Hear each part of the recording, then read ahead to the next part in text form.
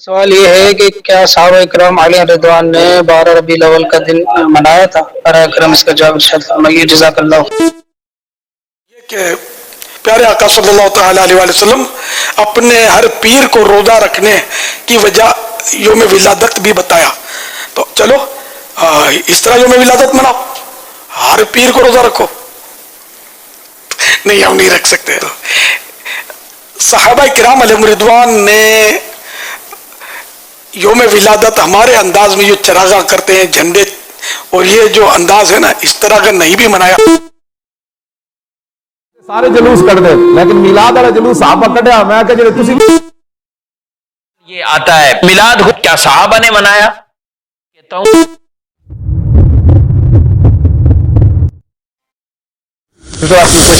About Eid Milad النبی، آپ دیکھیں گے کہ ہمارے مسلم معاشروں میں جتنے ہیں، خصوصاً انڈیا، پاکستان اور ممالک میں، کہ ایک عید میلاد النبی منایا جاتا ہے، وہ birthday of the profit.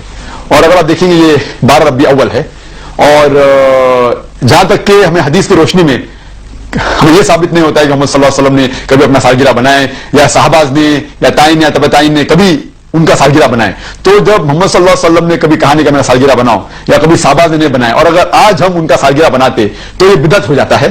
تو سالگرہ بنانے کی کوئی ضرورت نہیں ہے، ایسا کوئی اسلام ایک مذہب کے اندر نہیں ہے، قرآن میں بھی نہیں، شریعہ میں نہیں۔ یہ ایک ویسٹرن کلچر ہے کہ ہمیں سالگرہ بنانا چاہیے، اور اللہ سبحانہ و تعالیٰ کی طرف سے کہ اگر آپ غور کریں گے 12 ربیع اول محمد صلی اللہ علیہ وسلم کا برتھ ڈے بھی ہے، اور ساتھ ساتھ ان کا انتقال بھی 12 ربیع اول میں ہوا۔ تو اگر میں آپ سے پوچھوں گا کہ 12 ربیع اول ان کا ڈیتھ اینیورسری بنا رہے ہیں، برتھ اینیورسری بنا رہے ہیں، تو اللہ سبحانہ و تعالیٰ جیسا کہتے ہیں مکروا مکر اللہ واللہ خیر الماکرین، سورہ عمران میں سورہ نمبر 3 آیت نمبر 54 میں، کہ انہیں پلان کیا اور پلاٹ کیا، اللہ سبحانہ و تعالیٰ نے بھی پلان کیے، اور اللہ از دا بیسٹ آف پلانر۔ تو یہ کوئی قرآن اور حدیث کی روشنی میں ثابت نہیں عید میلاد النبی بنانا، اور ہمیں بنانے کی ضرورت نہیں ہے۔ یہ جس طریقے سے کرسچن لوگ عیسیٰ علیہ السلام کا برتھ ڈے بناتے ہیں، یہ الگ مذہب ہے، اسلامک مذہب میں اس کی کوئی اجازت نہیں۔